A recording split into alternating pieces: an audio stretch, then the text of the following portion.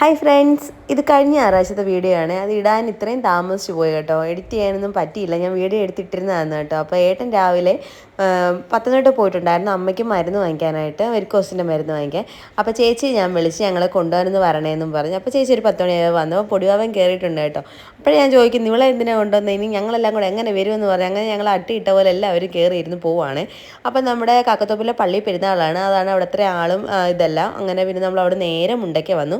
മുണ്ടയ്ക്ക് വന്നപ്പോഴത്തേക്ക് Achu 2 diary milk കൊണ്ടുവന്നായിരുന്നല്ലോ.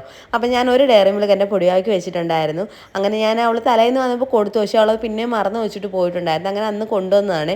കൊണ്ടുവന്നപ്പോഴത്തേക്ക് എല്ലാവരും എടുത്ത് കഴിക്കുവാണ്. അപ്പം ഞാൻ എന്തോ ഒന്ന് വഴക്ക് പറഞ്ഞതിനാണ് എന്നെ കുണ്ടി കുലുക്കി കാണിക്കുന്നത്.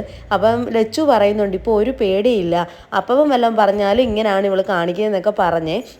അപ്പം ഞാൻ വീഡിയോ എടുക്കുന്നതും കൂടെ കണ്ടപ്പോഴത്തേക്ക് രണ്ടിൻ്റെയും കുലുക്കം കൂടി. അപ്പോൾ കാശി അതുപോലെ തന്നെ കുലുങ്ങി കാണിക്കുവാണ്.